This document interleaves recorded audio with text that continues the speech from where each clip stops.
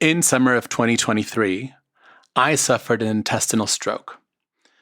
That means that about 1.5 feet of my intestine died. And I had to spend a good deal of time in the hospital dealing with the consequences of that. And since then, I've lost some weight that is pretty noticeable. So when people see that, they'll ask me, hey, is everything okay? What happened? I'll tell them about my stroke. And inevitably, they'll have suggestions as to how to take care of my intestine, what I should eat, what I shouldn't eat, what worked for their friend or for their brother or for their sister. It's very sweet. It comes from a place of great love. And sometimes it can be a little uncomfortable. Our question today from Sarah is exactly about that. How do I talk about my health when people ask me about it? And should I talk about it differently? I think this is something that applies to all of us, whether we've had major medical complications or we just have a toothache. And I'm excited to have this conversation with Sarah. I'm Mauricio Bruce, and this is The Real Question.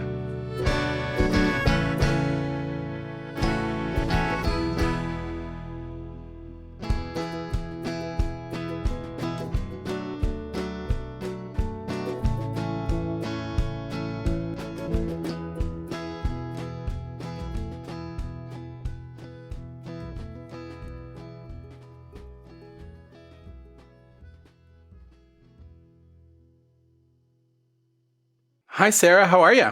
Hi, I'm good. I'm very excited for the conversation we're going to have today. And if you've been listening to the show, you know that before we get into that, there's a pre-question that I like to ask. And that's if you could share anything you wanted to share about you, what would you share? One of my favorite natural images that makes my day like a little better every time I make it outside is the way that branches, like in all different seasons, like carve up the sky. I just think that's really nice. So I think everyone should go look at it. I like this idea. So you're describing sort of the shapes that the branches create in the sky? Yeah, it like carves up the space of it. And I have tripped because I'll like look at them and the way they move as I walk. I love this. It's such like a random thing, but I love it so much. Thank you for sharing that. But we're here to talk about a question that you've brought for us. And I'm wondering what that question is. My question is, should I change something about the way I have conversations about my health? Okay. So let's start, I think, with sort of the obvious question, which is how do you talk about your health? So this comes up not infrequently for me because I have a chronic health condition. I get really severe chronic migraines. And I feel really compelled whenever I say that to like defend the fact that this is like a really real problem for me. Like it's been several years. I'm on like 4 kinds of medications for it. I've done rounds of steroids to try to solve it. I've taken medical leave from my work to try to get a better handle on it. There are still entire months where I feel like I'm in pain most days. And then the worst of it on the worst days is really, truly like being completely incapacitated. Oof. And I say all this because often when I have conversations where I have to explain this to new people, I feel like I get these like 2 kinds of reactions. And the first kind of reaction is kind of like, oh, I totally get it. Like I, my friend, my mom, my long lost cousin also get really bad headaches. And so like that sucks so much. I really get it. And it's always like a little bit tempting to be like, you kind of don't, but I never say that. Why?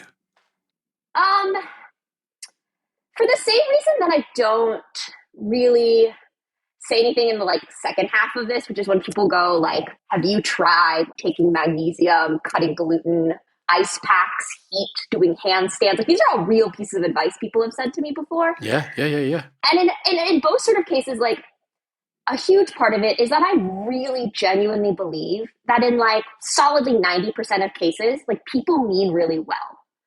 I really think that the like friends and colleagues and random people that I've had to have this conversation with like mean it as like trying to empathize or genuinely being like, this thing helps this person I know. And that's really important to me. And so I don't want to like pick a fight over something where they're trying to be nice. And also part of it is that like a lot of the time I just like don't want to talk more about it. So if I can just move us on, then I can stop talking about this like thing that I Mm. feel like I spend enough time thinking about as it is. So this gives me a lot of information, Sarah, and I'm just curious, how do they find out about your migraines? How do they find out about your health? How does this conversation start? Oh, this is a good question. Obviously depends sort of like on the relationship I have with the person, but I think a lot of the times it's because it's like interrupted my life in some unavoidable way. So I had to explain this to the people I share an office with because I wasn't coming into work in person for like an extended period of time.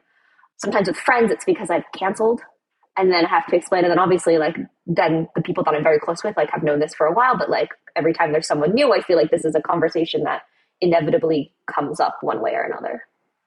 So in some way, this is an important enough part of your life that you want to communicate it to the people that you interact with. I feel a little bit mixed about calling it important because, like, it would be nice if that felt like it was my choice all the time. But I think sometimes it's that this is like a true thing that I want to tell people. And sometimes it's like, well, I don't have a choice because this has like affected the way I interact with you. Yeah. So even if you want someone that I want to have an extended conversation with about like all the ways I'm trying to make my life manageable under these circumstances, I still have to tell you that like, this is why I couldn't come to lunch yesterday, or like, this is why I have to work these particular hours. Yeah. And one last question, is there a particular reason why this topic has sort of come up for you now? Like, what is happening now that you're thinking, I might want to change the way I talk about my health? Yeah. So it's like worked pretty well for me to mostly not fight with people about this.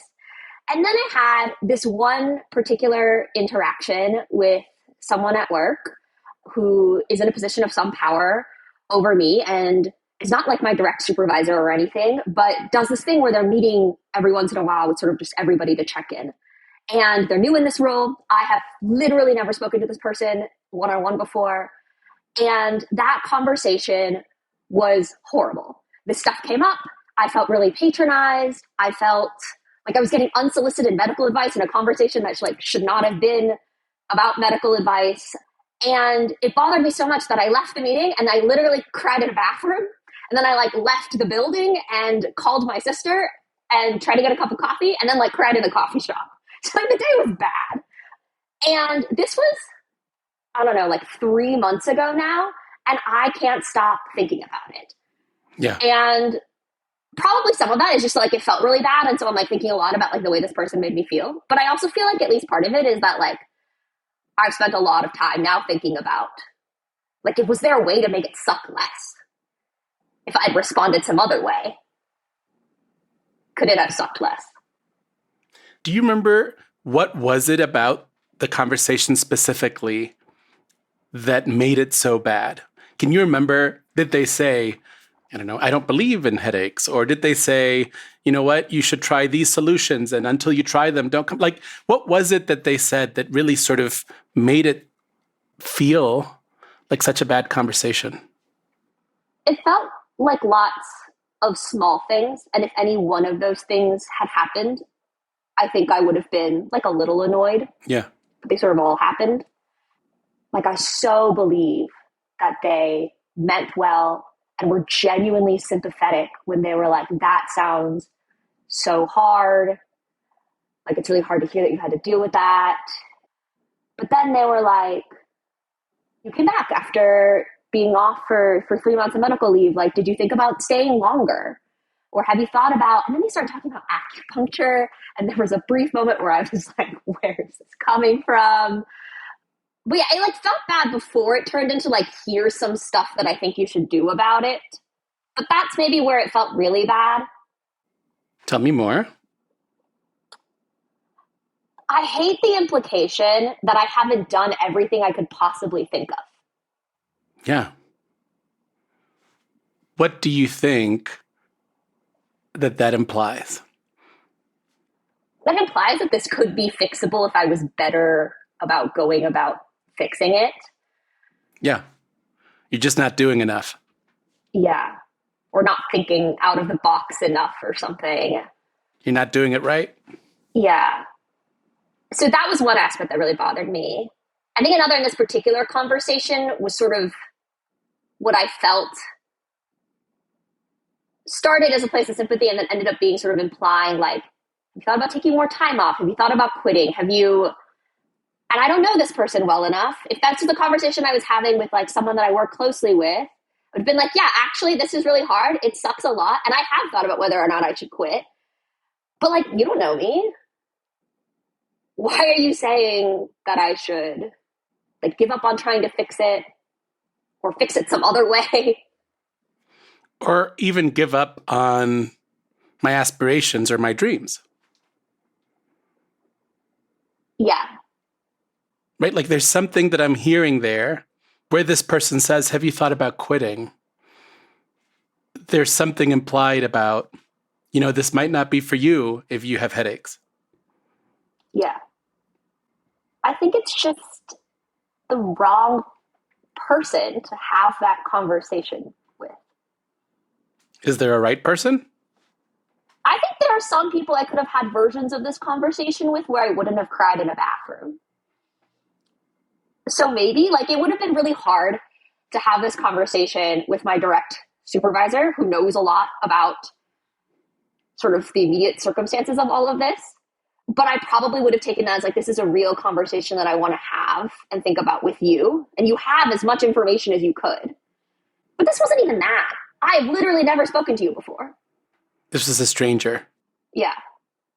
I don't know if she could pick my name and face out of a line before we had to have this meeting. And so if I'm listening right, this person who's a stranger has now come and called you into a meeting and is questioning your ability to manage your own health, plus your ability to do your job. I'm wondering as we talk about this and as you're sort of, right, like talking implies in a way reliving or revisiting that moment. What's coming up for you? Is it frustration? Is it anger? Is it sadness? What does this connect you to? It's frustrating. It's also really like anxiety provoking. I have all these questions. I wonder if I should quit. I wonder if I should be taking some magical drug that I haven't thought of yet. And it also feels really stuck. Like as much as I've been thinking about this for months, I still don't know if at any point in that conversation, I felt like I could say something other than what I was doing, which is just trying to get us to stop talking. Yeah. Like part of me kind of wishes I was a kind of person who could, instead of processing it after by crying in a bathroom, in that conversation be like, actually, this isn't helpful. Or you don't know me. Yeah. Or I've talked about this with everybody who's like either immediately relevant or like has the expertise that I need. I think the only person I've ever had a version of that conversation with might be my mother, who obviously I have a very different relationship with than I do with this stranger, but who like doesn't know a lot about migraines and at some point was really convinced that I should cut gluten. She was like, there is evidence that this is going to fix you. And I actually went and read some papers. And I was like, do you know why people find that association? It's because like some percentage of people learn that they're celiac by getting migraines. And then obviously, if you cut gluten, you're going to fix all of that. But like, I am not celiac. So then there's zero medical evidence that this matters. And she was like, but what if you just try it? And it was possible in conversation with my mother that was like, do you recognize that that is not helpful advice and also like not something my doctor has said? And if we can just talk about your mother for a second, you can recognize that as a mother, she's just offering, let's say, what she can. Yeah, she wants so much to help. Yes. And what she knows, I don't know what your mother does, but from her world, it seems like what she knew how to offer was gluten. Stop eating bread. Yeah. And I can identify, right? Like we've all done that. I've been in the hospital plenty, and people always come with solutions and, try this, and there's this medicine and these drops and this. We've all probably received medical advice from people who aren't doctors. And we can also understand they're trying to be their most helpful, most empathic selves. Yeah, and like part of why I, until this conversation that made me really angry, have never wanted to pick a fight about this kind of thing is that I really, really continue to think that like most people who want to tell me to like put ice on my head or whatever because it worked for so and so, like really genuinely think that they're being helpful and trying to be kind. And like I have a friend who I consider a friend who like gave me steam masks, and I just was like, this is probably useless. But I said thank you, and then I put them in a drawer. Yeah. So Sarah, I'm trying to distinguish between the people who are really trying to help and from the people who are truly trying their best to guide us through our unknown, and the people who sounds like we're abusing their authority. I feel like you were hurt because it felt like this person who had authority, who had power over you, was telling you things about you that didn't feel helpful. They felt more prescriptive or directive. Is that right? Yeah, I think that's helpful. I think that helps clarify why this conversation upset me so much more. Right? Like when your mother says, stop eating bread, it'll help. Let's try it. You know that that's coming from a place of love and that she's trying to help build a place where you can feel better. Yeah. And there's a thing about power that when this person who has power over you at work says or implies, you know what, I don't think you're doing enough, it doesn't feel like it's coming from a place of love. The thing is, to some extent, it still kind of does. Like in that entire conversation, I fully believed that this person was being empathetic and kind, and I don't think she was mean. Like, I still think she's trying to be helpful and caring. I just really didn't want it, and I was also unwilling to say that. Sarah, I want to keep understanding this conversation with your superior because you say, yeah, she was trying to help. She was trying to be loving. She was, really coming from a good place. I didn't want it. I didn't want that from my superior. I didn't want that from somebody at my work. Is that a distinction we can make? Yeah, I think that's true. I also just didn't want this meeting to be about having migraines. Because I wanted this meeting to be about what it's supposed to be about. This person checks in with everybody in my position for half an hour every 6 months. And you talk about sort of the progress you made and where you are on your projects. And instead, I spent half an hour talking to a person about my health, whose advice I didn't want, didn't like, and didn't shut down. So I'm going to sort of latch onto that last piece. I didn't shut it down. I didn't fight back. I didn't resist. I kept letting this meeting go off rail and be about what they wanted it to be rather than about what it should be. There's a metaphor that I can make there about how, in a way, how these migraines and headaches have derailed your life. They derailed this meeting too. And there's a frustration there about, why can't I just keep going the same way that everybody else goes? Why is this taking me in that way again, in that direction again? Yeah. Is that frustration with that person or is the frustration with Sarah? Oh, God. That feels so true. The frustration is with that this is about this thing again. And I think that's also why when you said as you're sort of reliving being there, what does it feel like? It feels just as anxious as it feels frustrating because I have stressed about all these questions. I also am worried all the time that all my life has been how do I live with this thing? Frustration with your body, frustration with your situation, frustration that you can't just keep going in the direction that you want to go because this thing keeps coming back, keeps showing up. Yeah. There's a thought that I really hate that I have sometimes, which is that it would be easier to explain to people if I could just be like, I'm sick. I have insert disease, as opposed to like something that they can say, you get headaches. Have you tried ice? Or 3 Advil, a real thing someone said to me. Have you tried taking 1 additional Advil? Because it's not like I don't wonder, right? Like, is this like a real enough problem? And all of these and that conversation like makes me have that conversation in my head. And that's not what I wanted that meeting to be about. Yeah, here's a meeting about your progress, about your projects, about things that you're passionate about.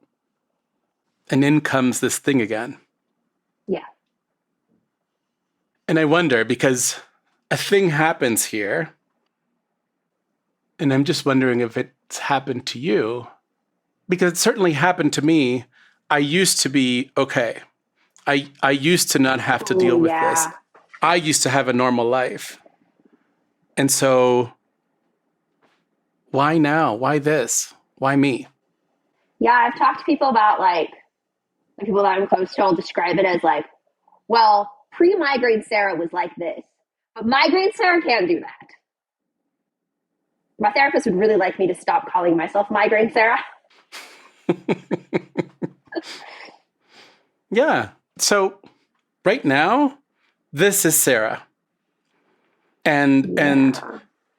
we have to sort of work with this and decide what part of you is going to get attention and love and power. And I'm not suggesting we ignore the migraines. Oof, I don't think we can.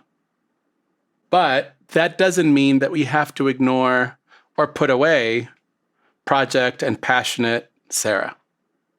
Yeah, I hope not. Does it feel like that sometimes? Is that scary? Yes. It's terrifying. I feel like that all the time. I feel like it enough without having to talk about it with people. Yeah.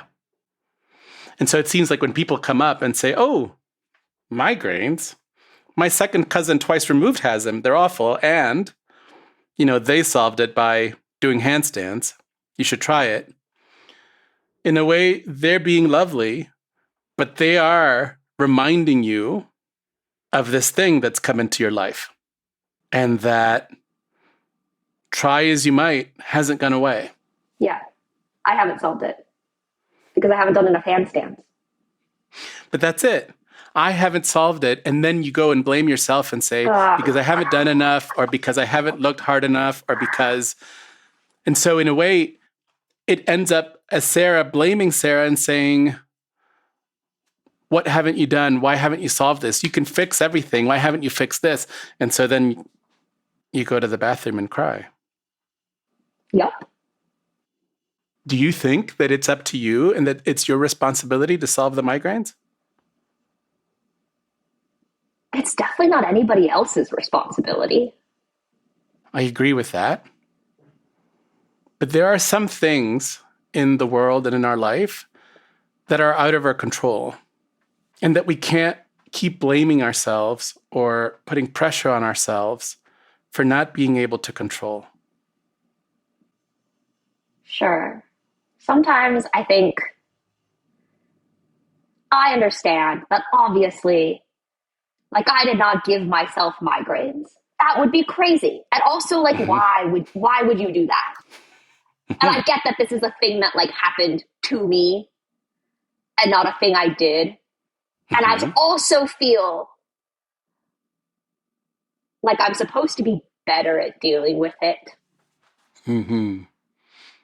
That's what that conversation brought up, right? Yeah. You could be better. Yeah. This person says that if I had done XYZ, it would be better. Mm-hmm. And I haven't done all of XYZ. Sure. And you might go continue to explore, right? You haven't given up. Yeah. My question is, it sounds like sometimes the conversations about the migraines show up and derail moments that you had planned, just like the migraines showed up and derailed, right? You had a meeting planned about work and it turned into a conversation about migraines again. Not only that, but it turned into a, quote, reminder of how Sarah hasn't worked hard enough, hasn't done enough, hasn't solved this like she should have. Can you imagine a Sarah that can bring focus back to those things in her life that she's really passionate about, that she's always been passionate about, and that she's afraid the migraines are derailing her power and her attention from? And this is not about being confrontational. It's about directing and saying, oh, thank you. Yep, I'll look into an extra Advil. Thank you so much. Great advice. I just really want to talk about the project. My immediate reaction is like, yeah, I could do that if I had been better about getting more stuff done and doing whatever. And then I could be like, thanks so much for your concern, but actually everything's fine. Look at all the like ways that nothing is wrong. But I see how technically, like, without the first thing having to feel like it was totally true, I could still be like, thanks so much. But actually, like, here's what I thought we were talking about. Or even a conversation, I can imagine the supervisor says, so I see you've been out 3 months because of migraines. And so have you tried cutting bread? And you say, oh, thank you so much. Yeah, I have. And I'd really like us to focus on these bits of the project that I want to get done in the next month, that I want to work on now that I'm back, that I want to think about now that I'm here. It's about bringing attention and focus back to the things that you really want to focus on, rather than letting the conversations or people's good intentions sort of derail the things that you're really passionate and really want to be doing. Am I making sense? Yeah, like I can still believe that they meant well and not want to talk about it. I want to talk about something else. I want to talk about the thing you had planned to come talk about. Yeah. The thing you prepared to talk about. Yeah. And I think it's the guilt that shows up. And, you just said it. If I had been better, I wouldn't have to talk about the health. Yeah. Yeah. That is what it feels like. Like, then it would be easier to be like, but that doesn't matter. Look at all this stuff I've done. But I haven't tried hard enough, but I haven't done enough, but I could do more. Yeah. Like, maybe you're right. Should have tried cutting bread.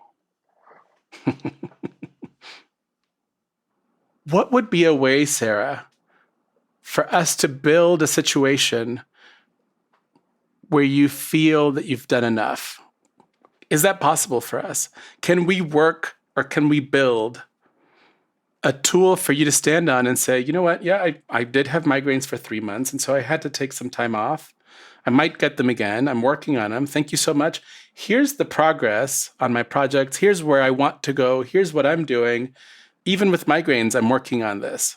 Even with migraines, I still have dreams and hopes and aspirations, and I want to get this project done, and I'm really interested in this. Oh, man. It better be possible. I don't know how.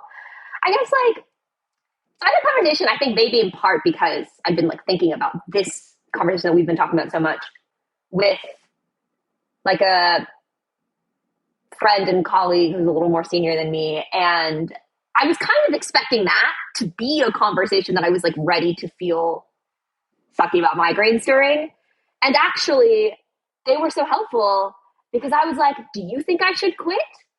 And my friend said, I don't know what you think you should be doing or like what sort of standard you were succeeding at before being here. But like, as far as I can tell, you're doing a normal amount of stuff.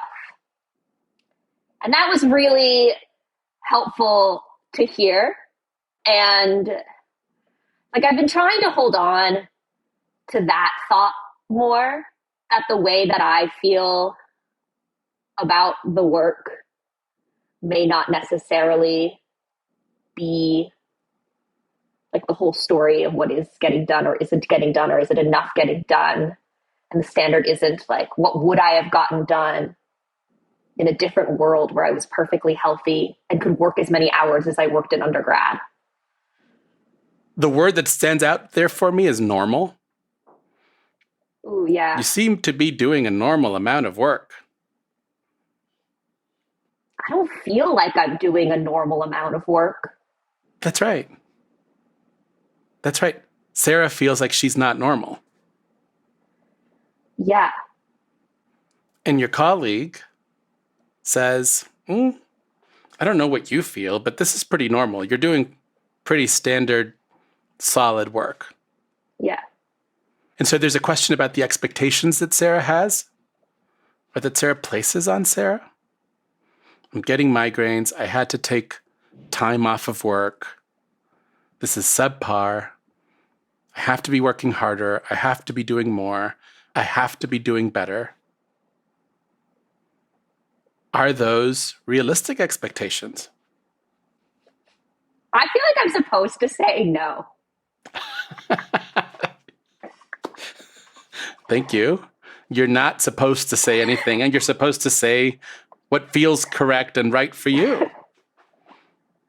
Well, it feels like they are realistic, but like I recognize that right, like might not be trustable or true. Right, as somebody with health issues, I can understand exactly what you're speaking about. It's like, I want to keep going as I've always kept going. I shouldn't have to stop. I shouldn't have to do anything differently. I can handle this. Yeah. Don't treat me differently. It's don't treat me differently. And it's, see, like I was right. I could have fixed it better. They're saying I could have fixed it better. They're right. I should do more. Yeah. I have to live up to that standard. Yeah, that's probably why it still bothers me. Like, I wondered why it's bothered me so much for so long when I'm pretty sure that, like, I mean, maybe in some small ways that we've talked about, but I'm not sure that sort of given the chance to redo the conversation, it's really about, like, would I have said something so different? That's right. This is not about talking about my health differently.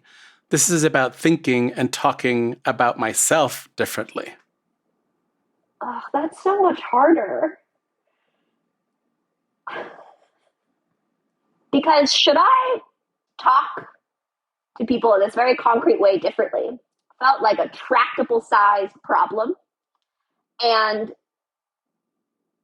can I think about myself in this phase, migraines and all, in this like more compassionate way, is not a tractable level problem. That's like the problem. This is the reason my therapist wants me to stop calling myself Migraine Sarah.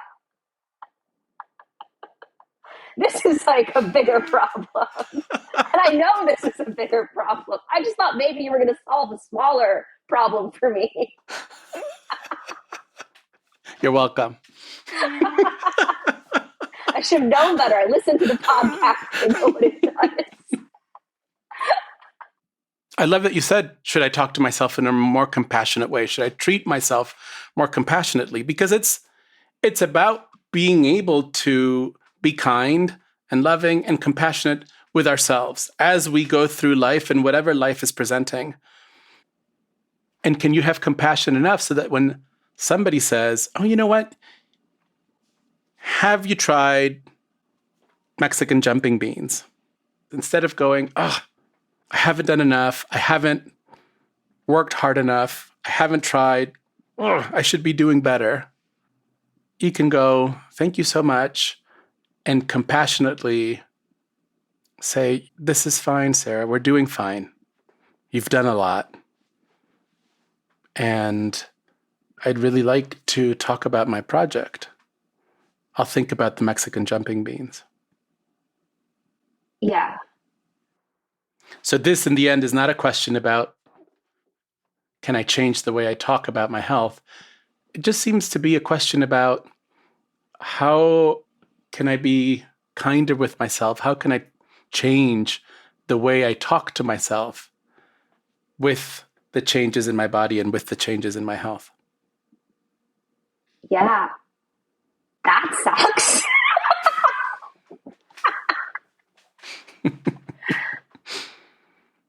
Thank you so much, Sarah. Thank you for coming on the show. Thank you for being so vulnerable, for bringing this topic. I think so many of our listeners are going to understand, because it happens to all of us. Yeah. And I think you're opening doors of thought and of conversation for a lot of people. Thank you. Now I never talk about it again. I can just send people the podcast episode.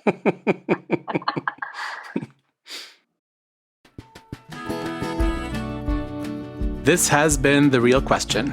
Our show is funded through our Patreon at patreon.com/realquestionpod. If you are a regular listener, I would love your support. I would love you to come onto Patreon to see all the perks that we offer and to become a part of the show, to become a contributor to this show, and to help this show grow.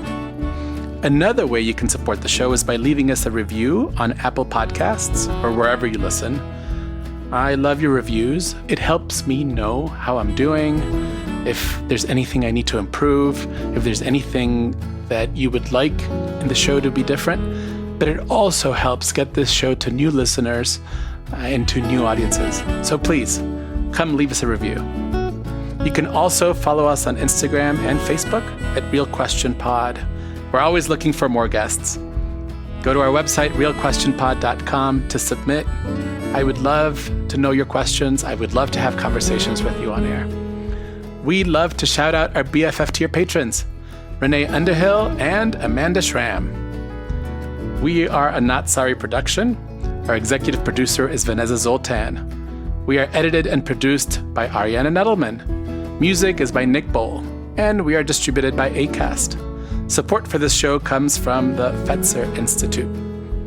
Thank you, Sarah, for joining us today. Thank you for leading us on this journey through health, through how we view our health, and through what our health says about us. And also, thank you for those amazing tips. I am going to try and start doing handstands every day. And thanks as always to our wonderful team. Julia Argy, Nikki Zoltan, AJ Yaramas, Anissa Ahmed, Danny Langley, Courtney Brown, Casper Turkile, and Stephanie Paulsell. This has been The Real Question. Join us next week for another episode. See you then.